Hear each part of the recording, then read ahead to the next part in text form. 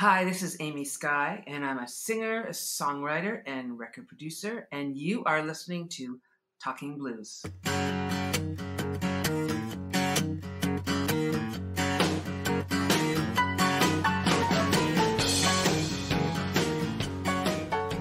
So, in your mind, I know you're all of singer, songwriter, and producer, but does one take precedent over the other?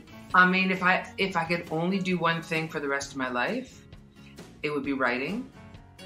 But there's just different points in my life when one or the other I pay more focus to. And I was talking to a fellow creative friend of mine the other day. I said, I think there's something like a kind of ADD that's like creative ADD, where like you can only be so interested in one thing for a certain amount of time, and then you just got to switch it up. But so I kind of hop around, but not like every day, but just I go through phases. I think a lot of people just automatically assume it's one and the same, but it's quite a different craft to be able to write a song and to be able to perform a song.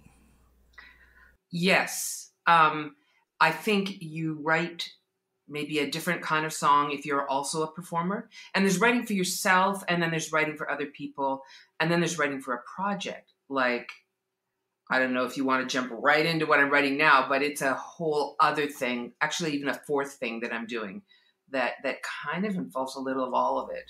Wow. Okay, so I do want to get into that, but I want to start at the beginning because I know that you started playing classical piano very early. Mm-hmm. I do some work with the Royal Conservatory of Music, so I've worked with young kids, and I'm always amazed that some of them get into it because at a very young age they want to play the piano or whatever, and others are kind of told by their parents to start playing music, and then they grow to love it. Does that describe you in one way or the other? Well, I mean, my earliest memories are crawling up to the little baby grand piano we have in our house. I may have been 3 or even 2, and making noise, but making my own noise, finding how to make my own melodies was just some of my earliest memories. So, but when I was 4, I saw a picture of a little boy playing a clarinet, and I was like, my mother said it was one of the only tantrums I ever had. I lay down in front of her door. I said, you have to give me those lessons. I have to learn how to do that. And I don't know why it was clarinet. I think he was just making music, honestly. But I was 4. So clarinet was not the thing just yet. And I will say, there's a lot of music in my family, a lot. No one on my mother's side was professional musician, but very gifted amateur musicians. Your mother was very musical. She was extremely musical and literally like lived for music. Music was playing every hour of every day. My mother was a culture vulture in every domain: music, opera, Broadway, classical, concerts, everything. And her mother was also very musical and evidently had a beautiful voice. And her father was very musical. We have pictures of him playing mandolin. They were from Russia, so they did like Russian folk music.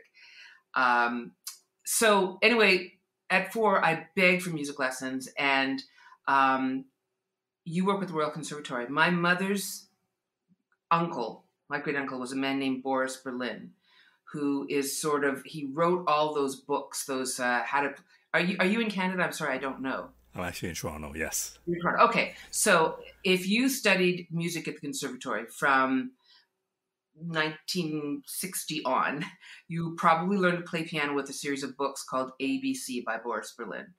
And that was my uncle. And he was one of the most revered and legendary piano teachers in the country. And he also was very involved in setting up all the adjudication and the exams. And we had him in the family. He's not my blood. He was married to my aunt. But he sort of set the tone for how seriously you took music in our family. So my mom called him up, like, Amy wants to take music lessons. She's 4, wants to play clarinet. And he's like, well, I think he's a little young for that. So he suggested I start on recorder. And then I studied recorder with also a man, I believe he's still alive, who's kind of like the father of early music in Canada. His name is Hugh Orr. And he had an early music, when I say early, I mean Renaissance Baroque music studio on Eglinton. So I studied recorder like very seriously, not like in school where you get in a choir. I was like, he would study the, clarinet for 8 years. And I played all the different sizes of recorder, and I played in quartets. And in his studio, all the walls were lined with dozens of early music instruments, crumb horns and all kinds of, wind instruments. And he had a cello, and he had a harpsichord, a real harpsichord. So I was fascinated with the cello. And so I played solo. I played in ensembles where he would accompany on the harpsichord, or he would play the bass on the cello.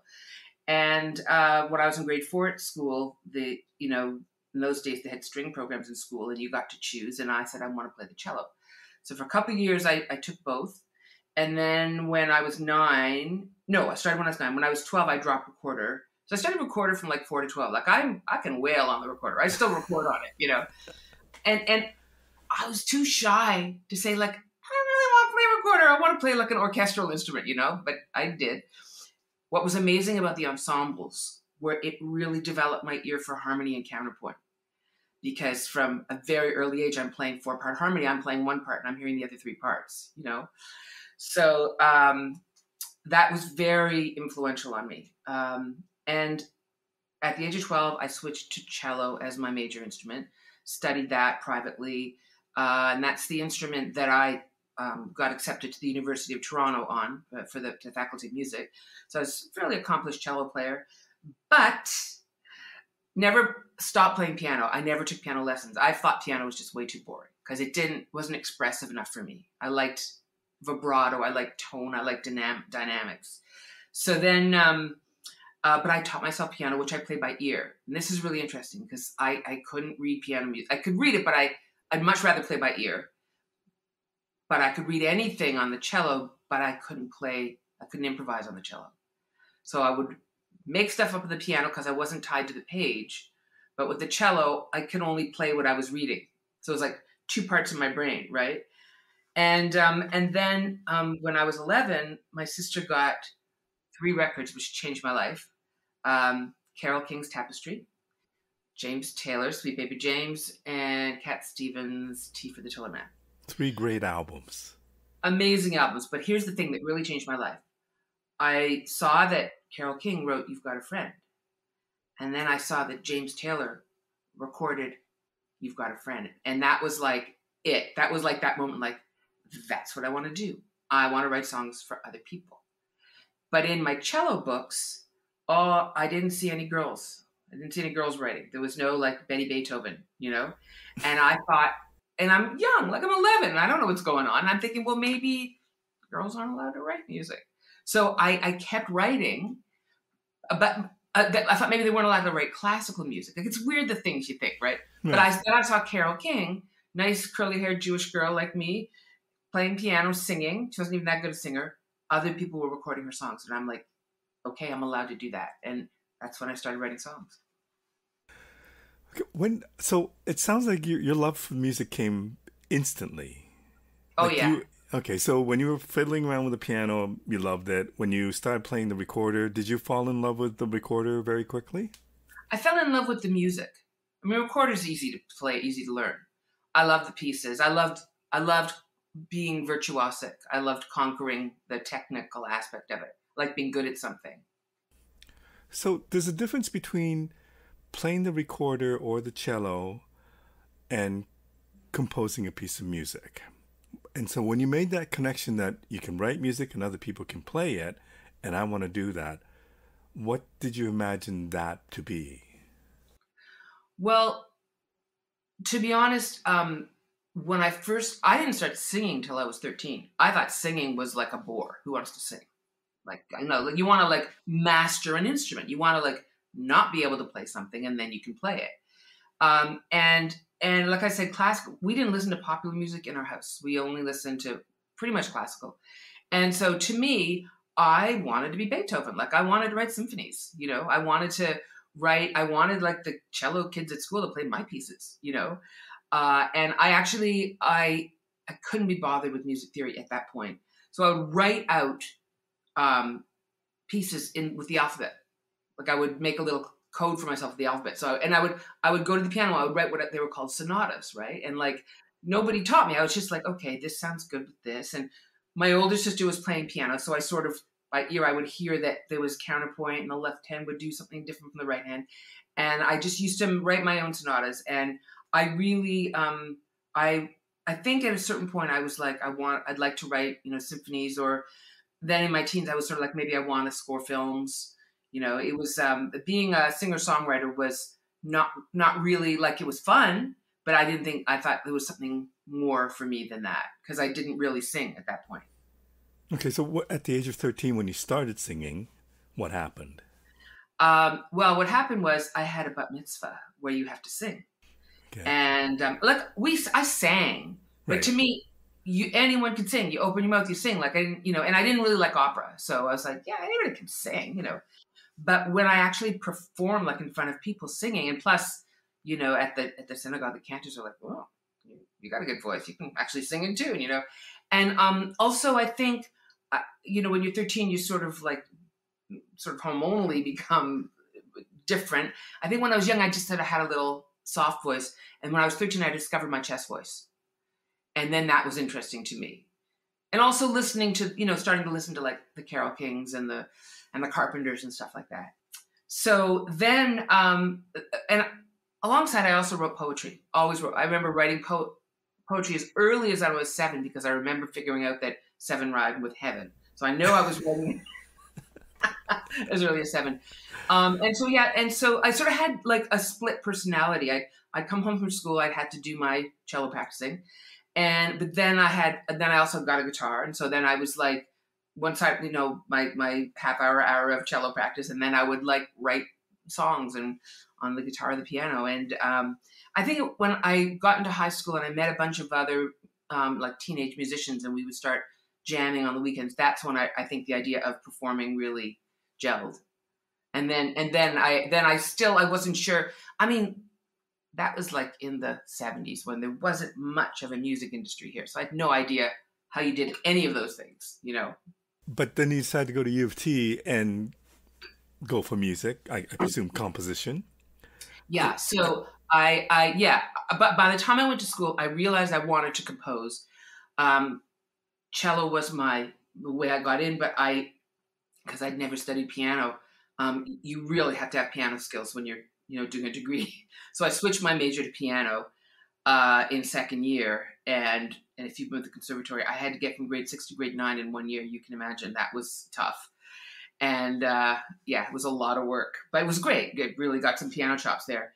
And when I entered, I was still like, singing. I was performing in bands and stuff, but I still thought maybe I would go for maybe film scoring. But then, and I was a theory and composition major, and which was amazing because I was a theory major and a composition minor. So I did tons of analysis classes, which is amazing when you need to learn to write in other genres later. Later in life, when I moved to Nashville, I was writing country songs, and I've written, R&B and like rock and whatever. I could just listen and I could analyze it, and I could figure out like how to hop from genre to genre. And that comes to me from like studying all the analysis that I did, train my ears. So when you graduate from university, at this point, do you know that you want to be a performer, or do you know that you want to be a songwriter? By the time I went to university, I was gigging all the time in different bands and clubs. And I definitely knew I wanted to be a singer-songwriter. I was like, I'd made up my mind. And that's what it was. But the road took you more into songwriting at first. I don't know if it was by choice or you were hired as a songwriter. Well, yes and no. So you have a blues background, so you probably know about Ronnie Hawkins, Rompin' Ronnie Hawkins. Yep. So I got a gig singing background vocals for Ronnie Hawkins because a friend of mine I was already writing songs for other people, and a friend of mine was making an album, and she recorded a couple of songs that I wrote, and she did them on the CDC with my songwriting partner, a guy I'm still writing with, named Stephen McKinnon, and the backup singer for Ronnie Hawkins' band, a woman named B.J. Cook, who had just been divorced from David Foster. she heard, and they had a huge hit with the song in their band Skylark, Wildflower. Yeah. Let her cry, for she's a lady. I think it's Wildflower. Yeah, Wildflower. So she heard my partner play our song, and he's an amazing piano player who very similar kind of to David Foster, that kind of pop, slight jazz, real serious chops. And she asked him to write with her, and he gave her our demo tape. And she had a daughter named Amy Skylark Foster. And my name was Amy Sky, and she was like, and she was supposed to go on the road with Ronnie Hawkins, but she had an 8-year-old daughter, like David Foster's oldest daughter, Amy Foster. And so she got me the gig singing with Ronnie Hawkins. So like my songwriting got her attention, but it was my singing that got me the gig. So I auditioned for Ronnie Hawkins, and this is funny. I went down to, he was playing a gig in downtown Toronto, and the band was playing Kansas City blues. Going to Kansas City, right? At that point, I did not know the blues. And he invited me up on stage, and I heard him sing the first verse, and I was like, I don't know the words, but I just made him up, right? I just riffed on it, right? and he just, after the song, he goes, well, Miss Amy, you kind of got that Mavis Staples thing in your voice, you know, because I was a real belter in those days. I've become much softer over the years, but so I got the gig, and I toured with him for about 8 months, and we toured all over Canada and the US, including in Nashville. And Ronnie was, you know, he's like, if you're into the blues and if you're into rockabilly, he's a hero. He's one of the originals. He was Elvis Presley. He was an influence of Elvis Presley's. Like Elvis used to come to his gigs, and he stole like a lot of his moves, and you know, so like the press came out to our gigs, and Ronnie, one of the things about him, he discovered David Foster. He discovered Robbie Robertson. He discovered Beverly D'Angelo. So he was really proud of himself for discovering talent. And the paper said, well, who are you discovering? He goes, well, I got this girl in my band. And he always used to call me a Juilliard trained musician. Like that's all. He went to music school. Like he went to Juilliard. You know? And he said, and, you know, and she's got 100 hit songs up her sleeve. And so they published that in the paper. And he also said, I sung as good as Linda Ronstadt, who's my hero, by the way. When I heard Linda Ronstadt when I was 15, I was like, that Linda Ronstadt and Bonnie Raitt, that's what I want to do. And Joni Mitchell for the writing. So a bunch of talent scouts came out, and I got a manager, and we were going in and out of Nashville with Ronnie back and forth. And on one trip, this manager put me with a really experienced writer named Waylon Holyfield, who had written a huge hit, among other things, for Anne Marie called Could I Have This Dance? You know, that's a huge song. Mm-hmm. So we wrote a song, and, you know, it's all who you know. He played it for a producer friend of his, and that producer is a guy named Nora Wilson, who's passed not too long ago. But Nora was producing an up-and-coming young little red-headed singer from Oklahoma named Reba McEntire, her first album for MCA. So he thought my song sounded like a Patsy Cline song because it was sort of harmonically sophisticated. And he recorded on her. And I was like, it's happening. I wrote a song for like, not just like a local person in Toronto, but like somebody with a record deal, right? And so I was like, I'm leaving the band. I'm moving to Nashville. I want to like break my career here. Not really understanding quite how country Nashville was back in 1983, you know? So, but there was a lot of interest in 1983 in Nashville, and there still is, in trying to break a pop artist out of Nashville. There's all this rivalry between Nashville and LA and New York. Like LA and New York want to tell Nashville they can discover country artists, and Nashville want to tell LA and New York that they can discover pop artists. And you know, it almost never works. I didn't know that.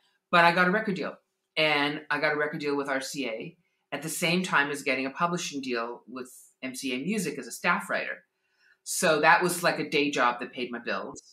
You know, if you've seen the Carole King musical, Beautiful, if any of you've watched the show Nashville, and you see the life of a professional songwriter, it's a like 40-hour-a-week gig. Like you show up, if you have a publishing deal, you show up at the office, used to, in those days, before everybody had home studios. You had a little office, in a room at the publisher, and you show up at 9:45, and everybody has a coffee in the lobby.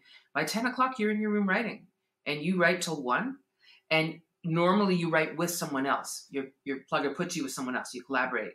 And then you break for lunch, and all the writers like eat at the same places. So you're all like networking there. And then you go back to, you have a 10 and you have a 2. Then you go back to, you write from 2 to, 5 or 6. And that's your day, 5 days a week. When you started writing, and obviously the fact that somebody took interest in your music is proof, but what did you think about your own ability to be a songwriter? Like how confident were you as a songwriter? What did you think?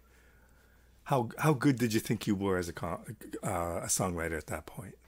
Well, put it this way, I was enormously prolific. I've been a prolific songwriter for years. Like, I'd write practically every day. And when I was in Nashville, you had a quota, and you had to turn in 20 songs a year. So 20 good songs a year, right? Which means you had to write 50 songs for them to accept 20. So I knew I had no issue with creating. When I got around incredible songwriters, I realized I had a lot to learn, put it that way. So I never, almost ever in my life, other than like when personal stuff was blowing up, I've never had an issue with writer's block. Right before I talked to you, I was in the studio picking away at the piano, right? So it's just never been a question. But there's absolutely been times and that I think that I'm not killing it, that I'm writing, but it's not great. I know the difference between good and great. And what I've since learned is that nobody writes more than 2 or 3 unbelievable songs a year, like ones that you would love for the rest of your life.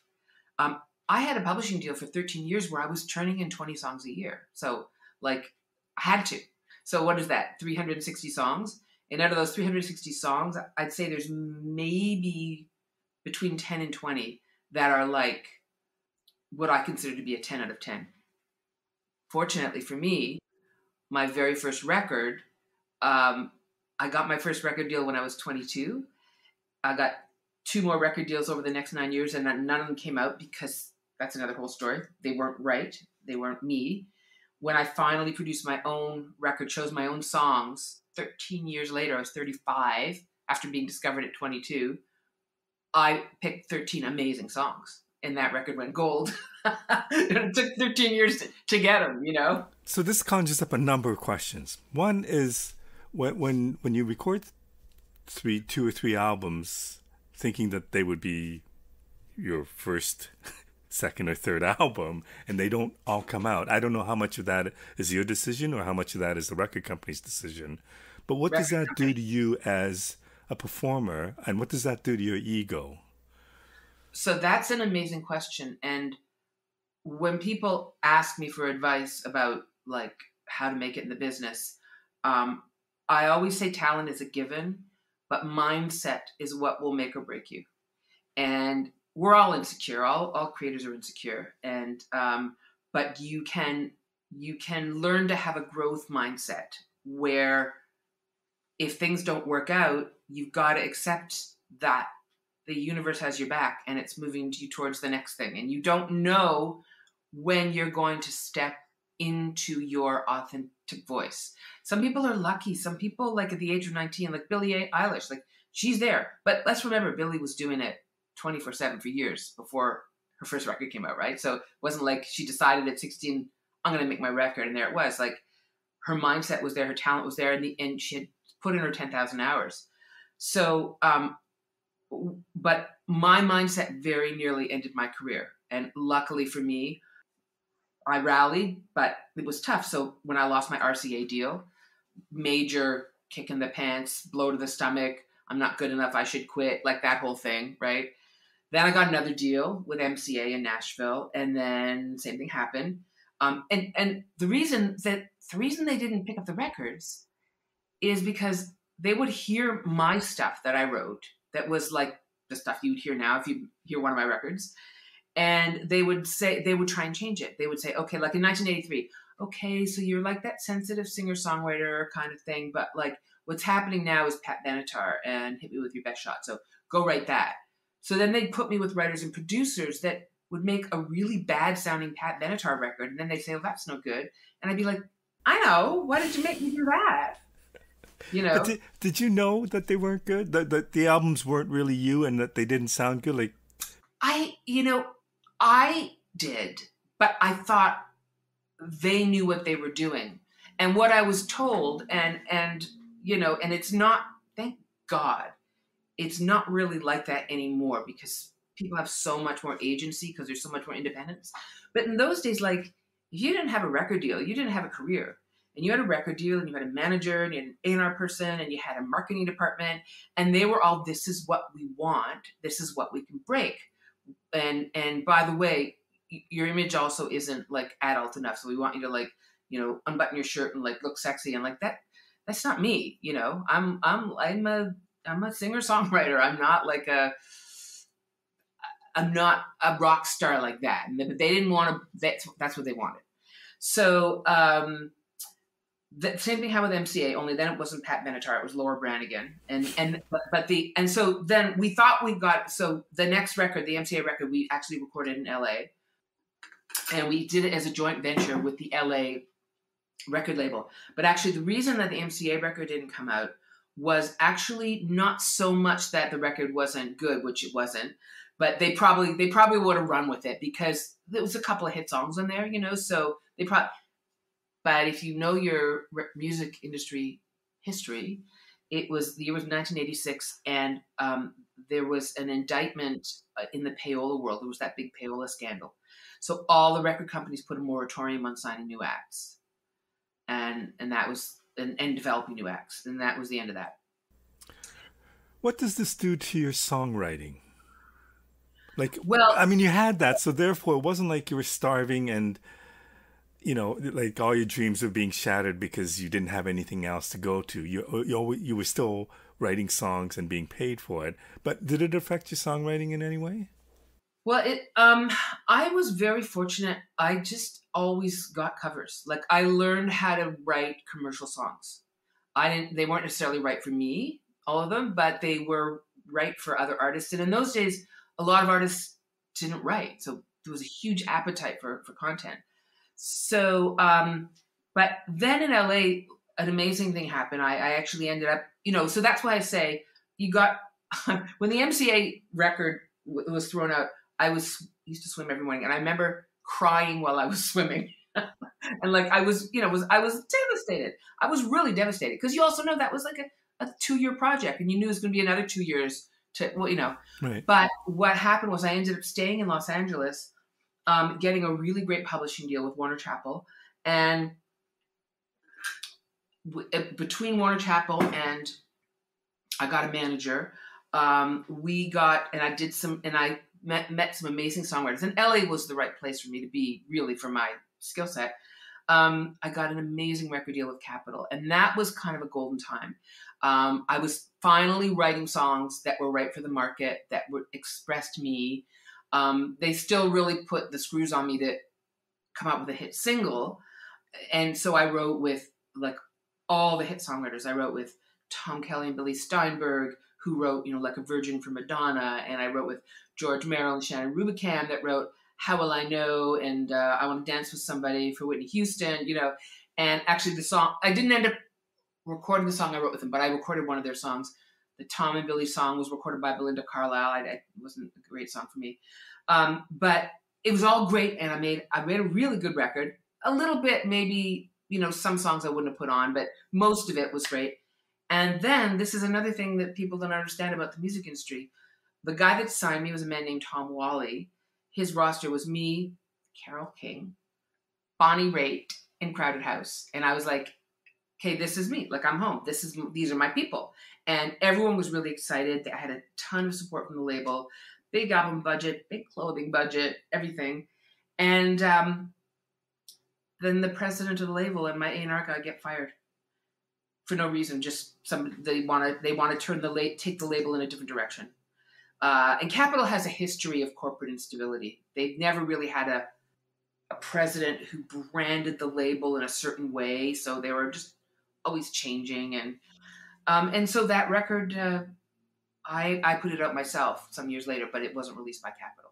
Talking about the songwriting, you said that going back to when you were hired as a songwriter and you had to produce 20 great songs. Knowing the business like you do, because you spoke about payola, like not necessarily every song that becomes a hit was a great song. And often when I talk to musicians, the people who've had success will always say that the hit was made out of the record company pouring a lot of money into it, whether it be promotion or whatever. How do you view songs when you know the reality of the business? And I don't know if I know you like a hit, but I don't know if it's about having a hit as opposed to having a great song. So how do you view songs when you write them? Well, again, I was incredibly fortunate in the timing of when I finally broke my career, because what happened was after Capitol, so that was 1989, so 7 years I've been signed and dropped by labels. Right. And I was then 29, I was living in Hollywood, married to Mark. And when you're 29 in Hollywood, that's like being 79 in the rest of the world. Like I felt like I really thought that I wasn't good enough as a singer, or I didn't have what it took as an artist. I bought into that because I'd been rejected as an artist 3 times, right? And my songs were still being recorded. I always had publishing deals. I was always getting songs recorded, Melissa Manchester and Diana Ross and, Olivia Newton-John and like big covers. And I'm like, okay, I'm 29. What do I want to do? Well, I don't want to have my feelings hurt anymore. And that's, again, why I say mindset. I talked myself out of it. I said, I'm not an artist. Clearly, I'm not an artist. I'm a songwriter. Can I ask, how much are you performing at this point? None. Not at all. Okay. Because when you live in an industry town, the label was like, do not perform. Like, I was lucky. I got my record deal based on demos. So they had never even seen me perform. But to your point, like, they figured I could figure it out, and then if I could write a hit song, they could break my career, because LA is a factory like that, right? And also, you could tell I'm not a manufactured voice, and there wasn't really voice manufacturing software back then. Like, you either could sing or you couldn't, you know. Oh, wait, tell me what was your question again? What happened to my songwriting? Or well, how do you view songwriting? Like when it's oftentimes songwriting. Yeah, songwriting was my safe place. So I still was writing. I loved writing, and I would always still mostly write as if it was for me, unless a particular artist asked me to write with them, and that happened a lot. But I still was writing like from my own experience, and just to let you know, like on the Capitol record, that you can hear it now on Spotify, and it's called A Breath of Fresh Air. I think that's the name of it. It's either A Breath of Fresh Air or A Better Place. I can't remember what the title is. Because it had anyway. A Breath of Fresh Air. It's A Breath of Fresh Air. Okay. Yeah. So while I was in the studio making that record, Amy Grant's people wanted my song "This Is the Love." Barbra Streisand's people wanted my song "Until You're Mine Again." Cyndi Lauper's people wanted my song "That's What Faith Is For." So I had like the best of both worlds. I'm like, okay. And then the label was like, no, these are our hit songs. These are going to be hits for you. You can't give them away. Of course, the record never came out. But I felt like I was at the top of my game. And those were songs I'd written for myself, but other people wanted them. And I felt in that moment, okay, I have it. Like, these songs are right for me as an artist. The label thinks they're hits. Other people want them, so they must be good. And then the world came crashing down. And I decided to have a baby. And I decided to be a songwriter, and that was it. But my performing career was over. Clearly, nobody could be that bad that they'd be dropped by 3 labels in 7 years. And I just thought, and then you're also in LA. This is why I say mindset. Everybody in LA is more talented and better looking than you. Like, I was walking down the street one day, and I heard a girl say, I've only been in town. I've only been in this city for 3 hours, and I already feel like the ugliest person in town. So LA is really hard on you in terms of competition and the level of talent. But again, what separates the wheat from the chaff is your mind game. You've got to be insanely driven, have blinders on, not be swayed by the competition, and most importantly, not try and copy somebody else.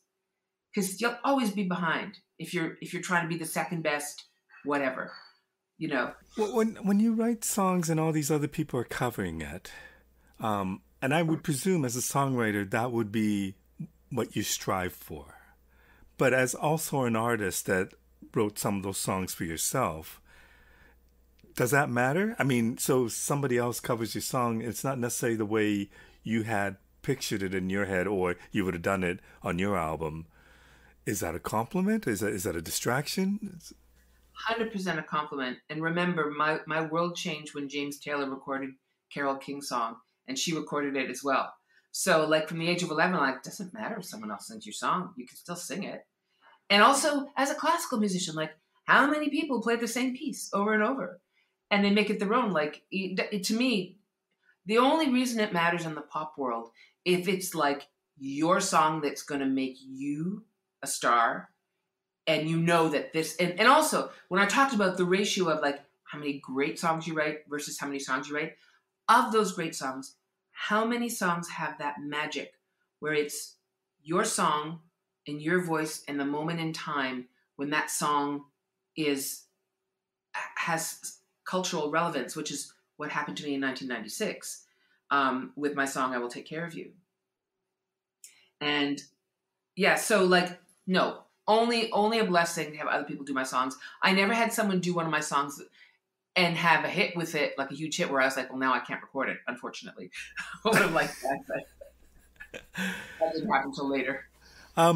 When you're a staff writer and it's getting recorded by all these other people, you still get paid as a writer, do you not? You don't lose any rights for the songs that you write. No, you retain 100% of your writer's share. And when you're a staff writer, you negotiate a piece of your publishing to the publisher, usually 50%. Okay, so you give up and decide to have kids. Give up performing. But I kept writing. Right, sorry. But what made you pursue performing again? Well, that's really interesting. So in 1990, our daughter Zoe was born, who now is a wonderful, wonderful musician, and you have to interview her too. Zoe Sky-Jordan.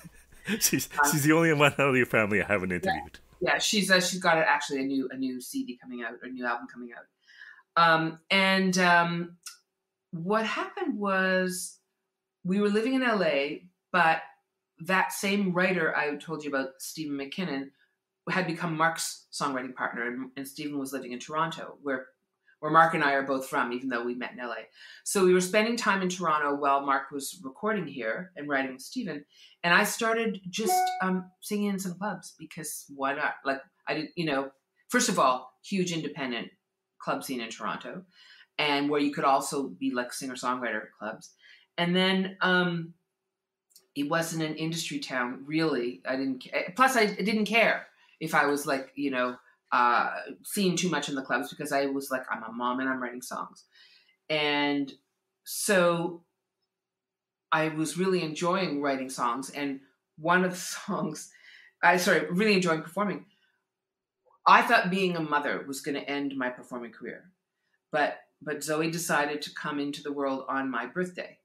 And when she did, I was like, that's a metaphor, becoming a mother on your own birthday. And I didn't like write the song "I Will Take Care of You" right then, but I was like, there's something here, right? And so she was born on September 24th, on my birthday. And I got this idea for a life cycle song where all of the events happened on a September afternoon. And I always say that song took 3 years and 20 minutes to write, because I got the idea when she was born. I had the chorus for a long time. And then after our son Ezra was born, a writer from Vancouver named Dave McKell, he had come to Toronto. We were writing together, and I pulled out that chorus, and in 20 minutes we'd written the rest of the song, and it all just came out. I thought that the idea was great of all the life cycle events happening on a September afternoon, but I thought the title wasn't good. The title was "I Will Take Care of You," and I wanted a title like Joni Mitchell's Circle Game. I wanted like a metaphor or something. Like that "I Will Take Care of You" was just so like And boring. title's a big deal for you, right? Do you not base your Titles, songwriting? everything. Okay. Yeah, yeah. So the story is that I will take care of you, but I wanted like to end up with, I don't know. So anyway, I didn't know what I had. So then after Ezra was born, we actually ended up moving back to Toronto from LA in 1993. Mark and I started like a Toronto version of the Bluebird Cafe, and we called it Bluebird North. We did it in conjunction with the Songwriters Association of Canada. And I produced the shows, and Mark hosted them, and I would perform pretty much at every show. That song, "I Will Take Care of You," people went mental for it, and a lot of people were like, "You need to record, you need to record." And that was 1993, and by 1995, I was like, you know what, like. You don't need a record deal in Canada. You just get a factor fund and you make a record. And I was like, I'm just going to take my 12 favorite songs that I've ever written and record them. And I'm going to put it up myself. I'm a mother. I'm not going to tour. I just wanted a CD with my face on it. I just wanted to believe that I had a good voice. Like, it's crazy when you think what you tell yourself. I thought like I wasn't strong enough to be an artist. I just bought what they had told me, right? Or I didn't have what it took, or whatever it was that you needed. I and there was an A&R guy in LA named Don Grierson, who unfortunately passed away about 3 years ago. But he was famous. He had worked for Capitol for a long time. Not actually when I was there, but he was in the New York office. But he had found "What's Love Got to Do with It" for Tina Turner, and he found "The Flame" for Cheap Trick, and he's legendary at picking songs, right? And he had taken a song of mine for Anne Murray, a couple of songs of mine for Anne Murray, and a few other artists. So I sent him a bunch of songs. I said, I need to pick 2 more songs for my album, and among the 2 songs I sent him were "I Will Take Care of You." And he calls me and he goes, "Oh, you've got to record that song." I said, "Really? It's so like." It's so Hallmark. And he goes, it made both my daughter and me cry. And his daughter was 9 years old. So, okay, I'll record it.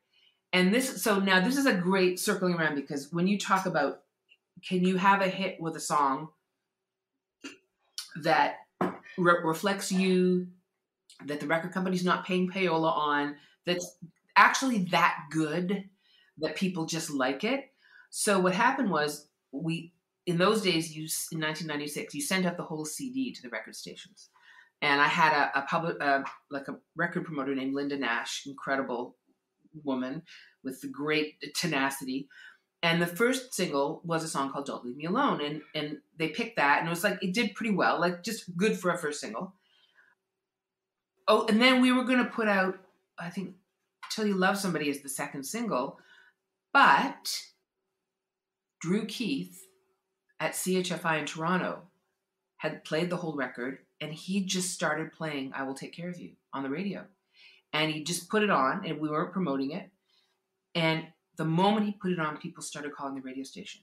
So CHFI was a chain, right? So he would spin it, and when you spin it, it shows up like on a report, and he would tell the other people in the chain, just try spinning this. Like, this song is like Cats in the Cradle. Like, there's something about this song.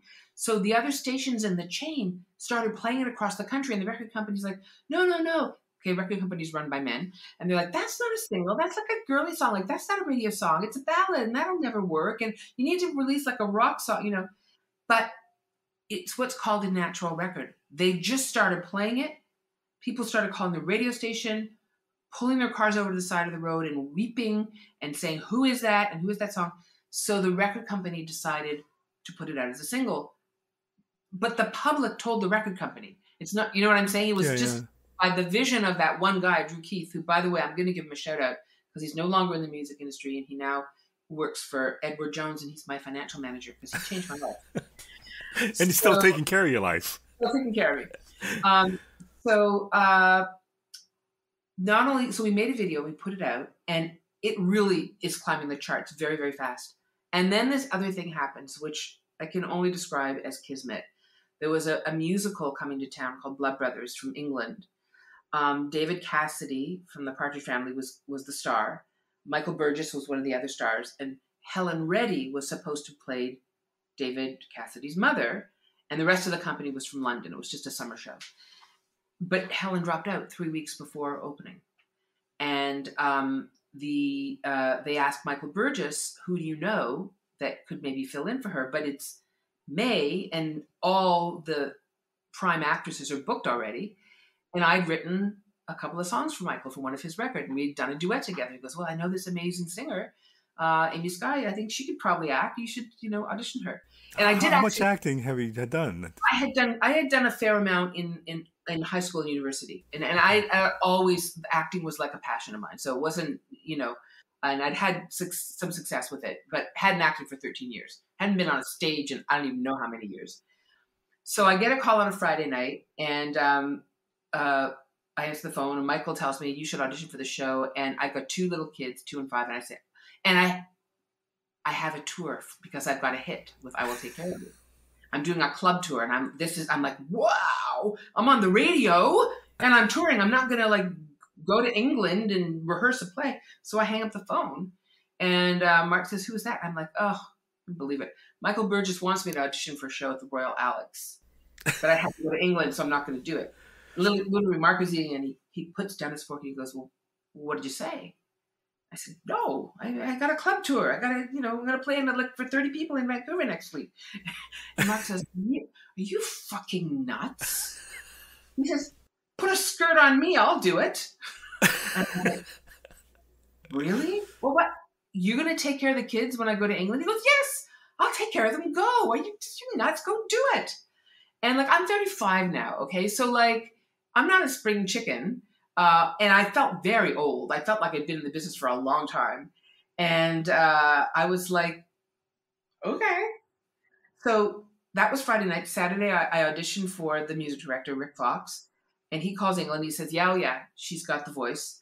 Why don't you see if she can act? So they fly me over on Sunday night. And on the plane, I've done accents before. I've actually done English accents for a couple of roles, but this was a Liverpool accent. I didn't know how to do it. So I actually asked someone on the plane if they knew how to do it. But I couldn't do it. I could do a Cockney accent though. I had done this dinner theater thing, right? So I'd mastered the Cockney accent. So, which is like auditioning to be a Texan and speaking with a Brooklyn accent. But at least it shows you can like do accents. So I arrive at 7 a.m. I audition at 10, and by 12, I'm being measured for a costume. And so what does this do to your tour, though? I had to cancel the tour. Do you think, why is everybody trying to stop me from becoming a performer or a musician? Well, when I realized what the opportunity was, I got to England, and the show Blood Brothers. First of all, it's the lead in the show. You're on stage, and the part had been played by Carole King. It had normally was played by pop stars. It had been played by Carole King. It had been played by Kiki Dee. It had been played by Petula Clark. And I was like, okay, this actually, and plus my publicist says, if this thing's a hit, it'll break your recording career. And it's not like a sideways move. It's just, we can use the momentum for your publicity. But it's not affecting your momentum for the album. Well, actually, it broke the album. It broke the album because 3 weeks later, 16 days later, I'm starring in a show with David Cassidy and Michael Burgess. I'm a complete unknown other than like 2 hits on the radio. But my song is now like top 10. Like it's just climbing. While I was in the run, it went to, I think it went to number 2. I'm not sure if it went to number 1, but still, it stayed top 40 for 12 years. Like that song was a massive, massive hit. And 100,000 people came to see me, and I sold my CDs in the lobby, and I did every media outlet, every TV show, every radio show. And again, 1996, it's before the internet really. And so getting in the newspapers or getting on Canada AM and with David Cassidy, and we're singing the anthems at the Blue Jays game. I mean, like the Mervishes, they know how to publicize. I became a star. I was on magazine covers. I was more than just a pop star. It actually elevated me to being a leading lady. And what I also realized was that people in the music industry get treated like shit. People in theater, like I had my name. I was Miss Sky to everyone. Like I'm in the music business, like, hey you. And at the Royal Alex, I'm like, Miss Sky. And, are you ready, Miss Sky? And let us escort you. And what can we do for you? And, So it was amazing. And from not having performed, other than those Bluebird North things for years and years, to being on stage every night for 4 months, my voice got into amazing shape. I learned so much about stage presence and just gravitas. And I also watched the other actors who were amazing performers. And it really changed my life. It changed how I presented my show. And long story short, I'm now writing a Broadway musical. I've been and that's was a big effect on me, that show. What does this do to your ego? What does this do to your head from that person who felt rejected to all of a sudden being bombarded by success and opportunity? Yeah, I was pretty excited. I will say I was very excited, and also because I was 35 and still on the radio, and it was my first album, and like I'm going to award shows and nominated for Best New Artist, but all the other Best New Artists are like 25. I'm like, I had a huge sense of self because of my family, my wonderful husband, and so it wasn't make or break for me if it all went away. And I just think it's the healthiest. It's so hard to break a career with a healthy personal life. It's hard to keep the healthy personal life, but it was amazing because I had an anchor. I was like, and I also had an amazingly supportive husband, and he's like, he wanted me to go for it. And, he supported me and he helped with the kids and, but because I knew who I was as a person, I was quite grounded. So it didn't,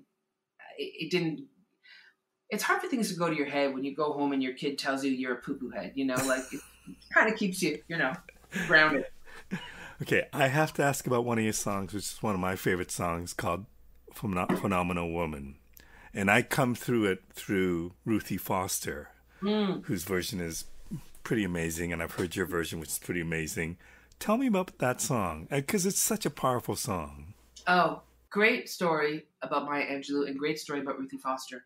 So 1996, as I said, internet wasn't happening, but it started happening.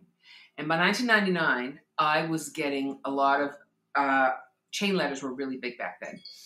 I got the poem Phenomenal Woman as a chain letter, which was like, if you don't send this to 10 women, whatever.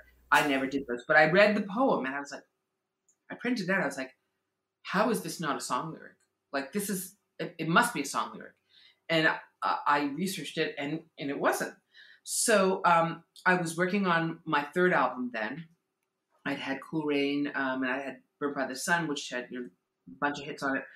I from the point we were talking about, from Blood Brothers to the time that I got the Phenomenal Woman poem, I had dominated Adult Contemporary Radio for 4 years. I had one top 10 hit after another. It was very gratifying. It was amazing. And then I was getting ready to make my third album. I had this poem. I'm like, I want to set this poem to music. This is incredible. My manager at the time could not get in touch with Maya Angelou. But actually, it was 1998. I was on the Deanie Petty show to promote a single from Burned by the Sun. And it was a rock song, but like kind of a Sheryl Crow thing. And my hair had been dyed, like I cut it short and I dyed it blonde. And I was wearing like leather pants and like a sequin shirt and kind of looking like, rock and roll, right? And Maya Angelou walks into the recording studio. And she was in town to promote a film for the film festival. And I was like, what? Because we had not been able to get in touch with her, like nothing. And there she is. I'm like, oh, what? So I knock on her dressing room door, and like the song is all about accepting yourself for your beauty, whether you're overweight or like whatever. And there I am dressed like a skinny little sparkly skank, right? And I'm like, I am not dressed the way I would like to be dressed to meet Maya Angelou, but it's happening. So I knock on her dressing room door and I tell her that I love her poem, Phenomenal Woman, and would love to set it to music. And she kind of looks me up and down like, and I know she's thinking, why are you dressed like a sparkly skate? But she says, Amy, I've always said people are more alike than unalike. And then she took a deep breath and she said, I've been wanting someone to set that poem to music for 20 years and no one has ever asked me. And she wrote down, I had a pen and a paper, she wrote down a number right then and there. And I go on the Deanie Petty show and I talk about what had just happened. And Deanie's like, well, we have to have you back when it happens. And so then I called the guy that I've written I Will Take Care of You with and Ordinary Miracles, Dave McKell. And I think, did we write it in Toronto or Vancouver? I can't remember which city we wrote it in, but we wrote it. And what I decided, God, this is like all coming around. I couldn't decide what kind of music to choose, but if I wanted to do like funky or like a ballad or whatever, I said, you know what? To me, this is the 21st century's version of You Make Me Feel Like a Natural Woman by Carole King. So I chose the same feel, that gospel feel, and recorded it. And then when I was promoting the album Phenomenal Woman, I did a festival out in, I think it was Alberta or BC, and a folk festival, and Ruthie was on the bill. And she heard me sing it. And actually, I sung it in a songwriter circle. It was just me playing it on the piano. She asked me if she could record it. I said, sure. And so that's how she recorded it. And she did a gorgeous version of it. She has a wonderful video of her doing it. Looks like she's doing it live. Sounds like she's doing it live.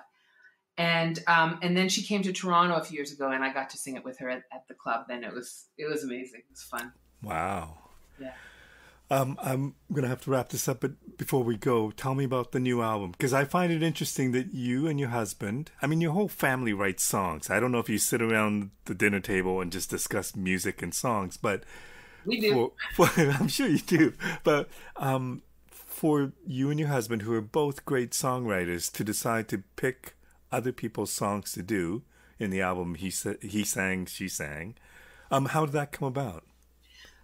Duets are really hard to write. And first of all, Mark and I are both more top-line people, so we're not good writing with each other. And the duet album is really more about how we sing together, because how we sing together is a really special thing for us. We love the sound of our voices together. And up until this album, we only did it for fun. Like we'd sing in the car, or we'd, help each other out. We've done a few duets in the past, but never like with any pressure. And we just decided we wanted to capture the chemistry of our vocals together. And we thought it would be fun to take songs that people knew as not duets and show them what two people could do with the melody. And so that's why we did the covers. And then I specifically wrote some songs for us. And then we did one of Mark's songs. We didn't put the pressure on ourselves to write a duet like together, because it's just that's not what we do. That's not how we roll. We're like supporters for each other, cheerleaders for each other, and sounding boards for each other, but we don't like the pressure of having to write together. My final question. Can you just talk about the power of song and what it means to you? It's everything. Music is everything. Music on its own is incredibly powerful. I always equate music as like a drug. It can be an upper, it can be a downer, it can chill you out, it can cheer you up. But when you add the power of an authentic story, a beautifully rendered lyric to a gorgeous melody, it's a spiritual experience. It can bring meaning to life. It can help ground you in the present, like a meditation. And I think most importantly, it can take you to an emotional place that maybe is too painful for you to go on your own. But if you go on that journey with someone else, first of all, you feel you're not alone. And second of all, you can sort of vicariously express your emotions, go to that place that needs attention and healing. And it's also over in 3.5 minutes. So it's an amazing, I just think songs are really a gift from God. Whether I've written or someone else has written, I hope my songs are that for other people. I know other people's songs are that for me. Well, thank you so much for this time. I really appreciate it. It's such a pleasure to meet you. Thank you, likewise. And thank you for having my family on. Don't forget to have Zoe. Okay. Thank you. Have a wonderful weekend. You too.